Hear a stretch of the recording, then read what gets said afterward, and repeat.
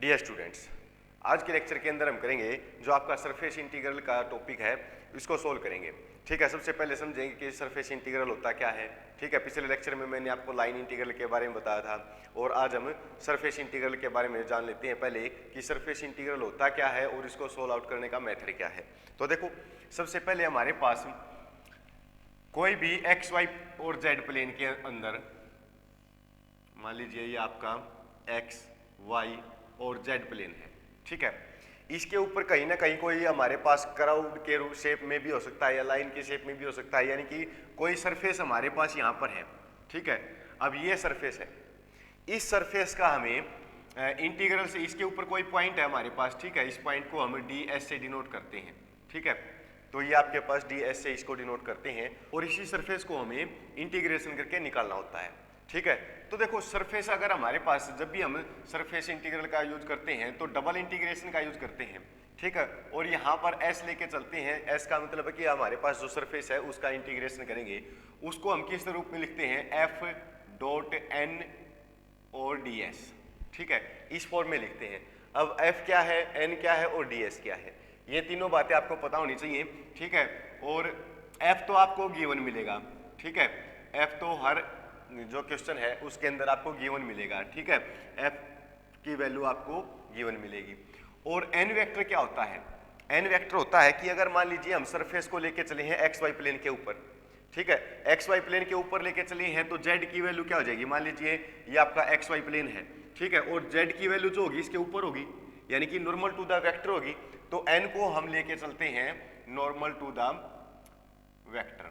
ठीक है, अब नॉर्मल टू द वेक्टर का मतलब क्या है कि एन यूनिट वेक्टर लेके चलते हैं हम इसको। ठीक है, एन यूनिट वेक्टर मान लीजिए या फिर एन वेक्टर मान लीजिए। ठीक है, तो नॉर्मल टू द वेक्टर को हम एन यूनिट वेक्टर के रूप में लेके चलते हैं। अब एन यूनिट वेक्टर आपको दे रखा हो तो उसको निकालते कैसे हैं, मैंने जो आपका ग्रेडियंट वाला चैप्टर है उसके अंदर भी बताया था कि अगर हमारे पास एन यूनिट वेक्टर निकालना है तो उसको निकालने के लिए हम क्या करते हैं, ग्रेडियंट ऑफ जो आपके पास एन जो भी इक्वेशन फंक्शन आपको दे रखा है divide by gradient of F का मैग्नीट्यूड। ठीक है, यानी कि वही मेथड है कि मान लीजिए आपको यूनिट वेक्टर निकालना है तो वेक्टर डिवाइड बाय उसका मैग्नीट्यूड, लेकिन इसके अंदर क्या है, ग्रेडियंट ऑफ एफ निकालते हैं। ग्रेडियंट का मतलब उसका डेरिवेटिव करके निकालते हैं हम इसमें। ठीक है, डेल एफ निकालेंगे तो ये तो आपके पास नॉर्मल टू द वेक्टर आ जाएगा। अब ds क्या होता है, तो ds को समझने के लिए देखो, अगर हम सरफेस को एक्स वाई प्लेन के ऊपर लेके चले हैं। ठीक है, सरफेस को एक्स वाई प्लेन के ऊपर लेके चलेंगे तो ds की वैल्यू हमें लेके चलनी है, ds if surface is surface is above X Y plane.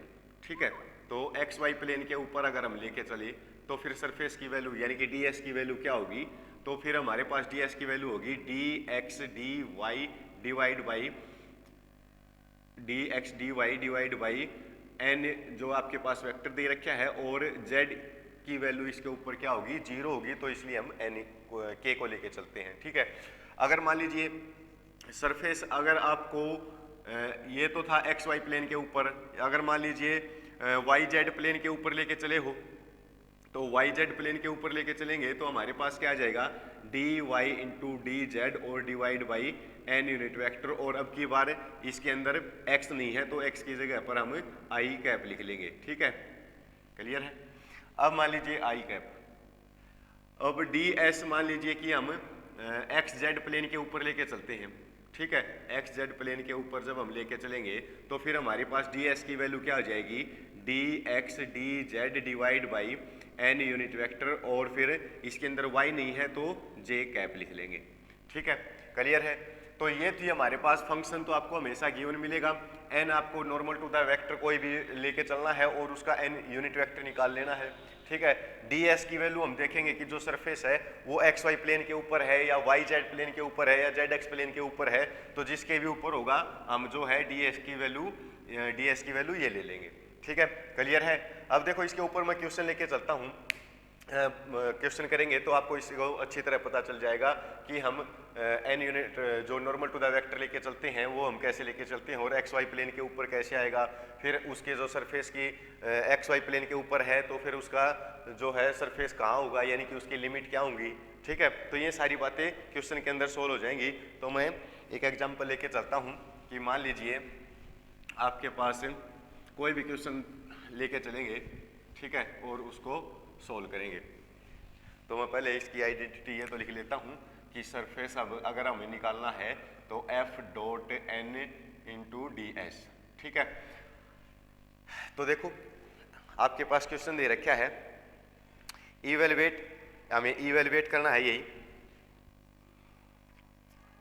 Evaluate surface हमें फाइंड करना है F dot N D S where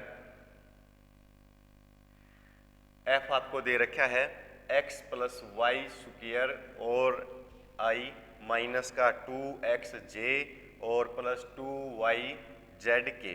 ठीक है, and s is the surface, s is the surface of the plane of the plane 2x plus y plus 2z is equal to 6 in the first octant, in the first octant। First octant का मतलब क्या होता है कि जब हम जैसे first quadrant का मतलब होता है कि उसके अंदर सारी वैल्यू पॉजिटिव होती हैं, तो फर्स्ट ऑक्टेंट का मतलब होता है कि एक्स एक्सिस वाई एक्सिस और जेड एक्सिस का जो फर्स्ट यानी कि जिसके अंदर सारी वैल्यू पॉजिटिव आ जाए हमारी। ठीक है, तो फर्स्ट ऑक्टेंट के अंदर लेके चलना है। अब आपको ये दे रखा है, तो देखो एफ की वैल्यू तो आपको गिवन है, एफ तो आपको गिवन है, तो एफ की वैल्यू तो हम लिख लेंगे कि मान लीजिए आपके पास एफ की वैल्यू दे रखी है एक्स प्लस वाई इसका होल स्क्वायर आई और माइनस 2xj और प्लस 2yz के। ठीक है, अब हमें क्या करना है कि n का देखो इसने क्या बोल रखा है कि s is the surface of the plane, इस प्लेन का जो है ये हमारे पास प्लेन दे रखा है, तो अगर मैं इसको n वेक्टर के अंदर लिखूंगा तो n वेक्टर का फिर हम यूनिट वेक्टर भी निकालेंगे। तो इसको यूनिट वेक्टर निकालने के लिए हम क्या करेंगे, इसका डेरिवेटिव कर देंगे। ठीक है, और इसका डेरिवेटिव करेंगे तो आपके पास यानी कि ग्रेडियंट ऑफ इसको मैं किसी से फाई से डिनोट कर देता हूँ। ठीक है, तो ग्रेडियंट ऑफ फाई निकाल लेते हैं हम, या फिर n बोल लीजिए कि ग्रेडियंट ऑफ n निकाल लेते हैं, तो आपके पास आ जाएगा इसका डेरिवेटिव करेंगे तो x के रिस्पेक्ट में डेरिवेटिव करेंगे तो 2i आ जाएगा। ठीक है, और यहाँ पर प्लस का j हो जाएगा और ये प्लस का 2k हो जाएगा। ठीक है, तो ये आपके पास ग्रेडियंट ऑफ n आ जाएगा। अब इसका मैग्नीट्यूड भी निकालना है हमें। ठीक है, तो मैग्नीट्यूड निकालेंगे तो आपके पास क्या आ जाएगा, मैग्नीट्यूड 4 प्लस 1 प्लस 4, तो ये आ जाएगा 8 और एक 9, 9 का रूट करेंगे तो 3 आ जाएगा। अब हमें n यूनिट वेक्टर निकालना है तो 2i प्लस 2j और प्लस 2k डिवाइड बाई 3, तो ये तो हमारे पास n यूनिट वेक्टर आ जाएगा, यानी कि नॉर्मल टू द प्लेन अगर हम लेके चलेंगे जो सरफेस आपका दे रखा है तो ये आ जाएगा हमारे पास। अब आपको देखना है कि ds की वैल्यू क्या लेके चलेंगे हम। यहाँ तक क्लियर है कि f वेक्टर आपको दे रखा है, n यूनिट वेक्टर हम निकाल लेंगे, जो आपके पास ये दे रखा है इसका हम with respect to X Y Z इसका डेरिवेटिव कर देंगे और डिवाइड में उसका मैग्नीट्यूड कर देंगे। ठीक है, तो ये आपके पास नॉर्मल टू द वेक्टर आ जाएगा। अब ds की वैल्यू देखो, वैसे तो फर्स्ट ऑक्टेंट में बोल रखा है, तो फर्स्ट ऑक्टेंट का मतलब क्या है कि अब जब भी हम कर्व को लेके चलते हैं, सरफेस को लेके चलते हैं, वो सरफेस जो है हमारे एक्स वाई प्लेन के ऊपर लेके चलते हैं। मोस्टली केस में हम एक्स वाई प्लेन के ऊपर ही लेके चलते हैं, तो इसमें भी हम एक्स वाई प्लेन के ऊपर ही लेके चलेंगे।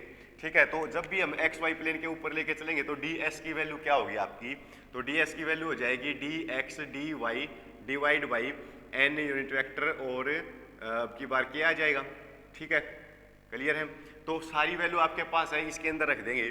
तो जब इसके अंदर रखेंगे तो सरफेस, अब हमारे पास उसका रीजन भी निकालना होगा कि रीजन क्या होगा, एक्स वाई प्लेन के ऊपर लेके चले हैं तो एक्स वाई प्लेन के ऊपर उसका रीजन क्या होगा, यानी कि उसकी लिमिट्स क्या होंगी, तो वो भी निकालेंगे। पहले मैं लिख लेता हूँ इसको, एक्स प्लस वाई स्क्वायर आई माइनस 2xj और प्लस 2yz के।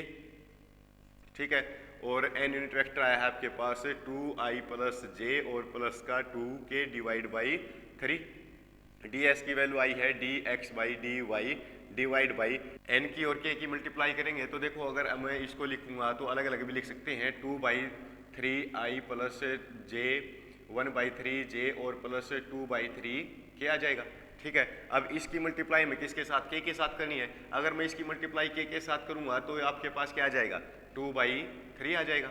ठीक है, तो ये आपके पास फंक्शन आ जाएगा। अब पहले इसको सोल्व कर लेते हैं। रीजन तो आपका जो लेके चलना है बाद में लेके चलेंगे। तो इन दोनों की मल्टीप्लाई करेंगे तो आपके पास आ जाएगा आई वाले के साथ करेंगे तो ये आ जाएगा x प्लस वाई का स्क्वायर और जे वाले की जे के साथ माइनस का 2x और प्लस का 2 भी आ जाएगा इसके मल्टीप्लाई में तो 2 आ जाएगा। ठीक है, जे की जे के साथ करेंगे तो माइनस का 2x और इसके साथ करेंगे तो प्लस का 4yz और डिवाइड बाई आपके पास क्या दे रखा है 3 इंटू dx dy बाई 2/3। ठीक है, अब 2/3 है तो 3 से 3 को कैंसिल कर देंगे। 2 को अगर मैं बाहर लिख लेता हूँ या फिर 2 को देखो पूरे से डिवाइड हो जाएगा ये, तो 2 को इसको डिवाइड कर देते हैं 2 से, तो ये आपके पास आ जाएगा x plus Y square minus का x और प्लस का 2yz। ठीक है, और ds dy। ठीक है, अब देखो जैसे x से x कैंसिल हो रहा है हमारे पास तो यहाँ पर आ जाएगा आपकी बार ये आ जाएगा इंटीग्रेशन ऑफ आर जो आपका रीजन लेके चलना है तो y स्क्वायर प्लस 2yz और ये आ जाएगा dx dy। ठीक है, तो अब देखो अब पूरा फंक्शन हमें क्या करना है, या तो x और y के अंदर लेके आना है। ठीक है, z तो इसमें से हमें कैंसिल करना होगा और इसकी लिमिट निकालनी है। तो सबसे पहले लिमिट निकालने के लिए हम क्या करेंगे, अगर मैं देखो जो प्लेन हम लेके चले हैं वो ds की वैल्यू लेके चले हैं वो xy प्लेन के ऊपर लेके चले हैं, तो xy प्लेन के ऊपर जब भी हम वैल्यू लेके चलेंगे तो z की वैल्यू क्या मिलेगी, आपको 0 मिलेगी। ठीक है, अगर z की वैल्यू आपको 0 है तो इसके अंदर पुट करेंगे तो आपके पास क्या आएगा 2x plus Y is equal to 6 आ जाएगा। ठीक है, अब यहाँ से अगर मैं y की भी लिमिट निकालनी है हमें और x की भी लिमिट निकालनी है, तो x की देखो y की लिमिट निकालने के लिए तो x को 0 पुट कर देंगे तो y इज इक्वल टू 6 आ जाएगा। यानी कि अगर हम y की वैल्यू 0 से लेकर 6 तक लेके चले हैं, ठीक है, तो मैं इसको यहाँ पे लिख लेता हूँ कि 0 से 6 तक। अब जब y की आपके पास ये आ जाएगी तो x की लिमिट क्या होगी हमारे पास, x की लिमिट निकालने के लिए यहाँ से मैं x को इस साइड रख लेता हूँ, यानी कि 2x इज इक्वल टू 6 को y को उस साइड लेके जाएंगे तो 6 माइनस वाई, 2 को उस साइड लेके जाएंगे तो 6 माइनस वाई बाई 2 आ जाएगा आपके पास। तो x की लिमिट 0 से लेकर, क्योंकि हम 0 से क्यों ले रहे हैं, क्योंकि x y प्लेन के ऊपर ले रहे हैं तो 0 से स्टार्ट करते हैं उसको, तो 0 से लेकर 6 माइनस का y बाई 2 तक लेके चलेंगे। ठीक है, और y स्क्वायर आपके पास है इट इज प्लस का 2y। अब देखो z के अंदर स्टेटमेंट है तो मैं इसमें से क्या करूंगा, z की वैल्यू निकाल लूंगा, तो यहाँ से हमारे पास वैल्यू आ जाएगी x और y के अंदर, तो 2x plus Y plus 2z is equal to 6। z की वैल्यू फाइंड करेंगे तो इसको उस साइड लेके जाएंगे तो 2z is equal to 6 minus 2x और माइनस का y हो जाएगा। 2 को उस साइड लेके जाएंगे तो z is equal to 6 minus का 2x minus Y divide by 2 आ जाएगा। तो यहाँ पर मैं z की वैल्यू पुट कर देता हूँ 6 माइनस का 2x minus Y divide by 2 और ये dx और dy आपका एज इट इज। ठीक है, क्लियर है, यहाँ तक 2 से 2 कैंसिल हो जाएगा तो y के अंदर मल्टीप्लाई करेंगे तो मैं इसको साफ कर देता हूँ। क्लियर है, यहाँ तक हमने क्या किया है कि जो फंक्शन दे रखा है, ठीक है, f की वैल्यू तो आपको दे रखी है, सरफेस जो आपको दे रखा था ये था, तो यहाँ से हमने n का जो है यूनिट वेक्टर निकाल लिया, नॉर्मल टू द सरफेस या नॉर्मल टू द प्लेन हमने ये निकाल लिया है। ठीक है, अब यहाँ से फर्स्ट ऑक्टेंट के अंदर बोल रखा था, तो जब भी हम वैल्यू लेके चलते हैं मोस्टली एक्स वाई प्लेन के ऊपर लेके चलते हैं, तो एक्स वाई प्लेन के ऊपर लेके चलेंगे तो ds की वैल्यू हम ये लेके चलेंगे। ठीक है, तो फंक्शन है आपके पास n की वैल्यू है और ds की वैल्यू है, इस आइडेंटिटी के अंदर पुट कर देंगे और इन दोनों की मल्टीप्लाई कर देंगे तो हमारे पास जो बचेगा तो उसमें से हम पहले लिमिट निकाल लेंगे, और अगर z के अंदर भी हमारे पास स्टेटमेंट है तो हम उसको x या y के अंदर बना लेंगे, क्योंकि ds और dy के अंदर यानी कि एक्स वाई प्लेन के ऊपर हम लेके चले हैं तो इसलिए z को यहाँ से कैंसिल करना होगा, तो z की वैल्यू निकाल के हम पुट कर देंगे। ठीक है, क्लियर है, तो देखो 0 से लेकर 6 और 0 से लेकर 6 माइनस वाई बाई 2 तक, y स्क्वायर तो आपके पास है इट इज प्लस, अगर मैं y के अंदर मल्टीप्लाई कर देता हूँ तो अंदर मल्टीप्लाई करेंगे तो ये आपके पास आ जाएगा 6y माइनस 2xy और माइनस का y स्क्वायर हो जाएगा। अब y स्क्वायर से y स्क्वायर को कैंसिल कर देंगे तो dx और dy। ठीक है। वाई स्क्वायर से वाई स्क्वायर कैंसिल हो जाएगा, तो मैं इसको बाकी को जो बचता है ऊपर लिख देता हूँ, इसको साफ कर देंगे तो आपके पास क्या आ जाएगा, फिर हम इसका इंटीग्रेशन कर देंगे। तो यहाँ पर लिख लेंगे 0 से 6 और 0 से लेकर 6 माइनस वाई बाई 2 तक आपकी लिमिट है, ठीक है। और ये आ जाएगा आपके पास 6y माइनस का 2xy, ठीक है, और dx dy, ठीक है। अब पहले मैं x के रिस्पेक्ट में इसका इंटीग्रेशन करेंगे, तो x के रिस्पेक्ट में इसका इंटीग्रेशन क्या आ जाएगा, 0 से 6 तो आपके पास एज इट इज, तो यहाँ पर इंटीग्रेशन करेंगे तो 6xy आ जाएगा माइनस 2x स्क्वायर बाई 2 और y आपके पास कांस्टेंट है, एज इट इज रहेगा, और लिमिट इसकी दे रखी है 0 से लेकर 6 माइनस वाई बाई 2 तक, और dy आपके पास एज इट इज रहेगा, ठीक है। तो देखो इसको सोल्व करेंगे तो आपके पास क्या आ जाएगा, मैं पहले 0 से 6 तो एज इट इज, पहले मैं ये अपर लिमिट पुट कर देता हूँ, तो x की जगह पर अगर हम पुट करेंगे तो 6 तो एज इट इज, y भी एज इट इज, x की जगह पर आ जाएगा 6 माइनस वाई बाई 2 आ जाएगा, माइनस 2 से 2 कैंसिल हो जाएगा, तो x स्क्वायर आपके पास, y तो आपके पास एज इट इज रहेगा, x की जगह पर ये वैल्यू पुट करेंगे तो 6 माइनस वाई बाई 2 का होल स्क्वायर हो जाएगा, और माइनस 0 पुट करेंगे तो पूरा 0 हो जाएगा, ठीक है। तो dy क्लियर है यहाँ तक। अब इसको सोल्व करेंगे तो 2 से ये 3 आ जाएगा, तो 3y के अंदर मल्टीप्लाई करेंगे तो आपके पास आ जाएगा यहाँ से 0 से लेकर 6 तक, और 3 की इसके साथ मल्टीप्लाई करेंगे तो 18y माइनस का 3y स्क्वायर हो जाएगा, ठीक है।